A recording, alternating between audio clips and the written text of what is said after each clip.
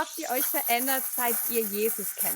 Bei mir ist das inzwischen schon 12, 13 Jahre her. Eigentlich hat sich mein ganzes Leben auf den Kopf gestellt. Also hätte ich Jesus nicht kennengelernt, dann hätte ich meine Ehefrau nicht kennengelernt, dann hätte ich vermutlich gar nicht geheiratet. Dann hätte ich jetzt vermutlich kein Kind, dann hätte ich keine Kirche mitgegründet.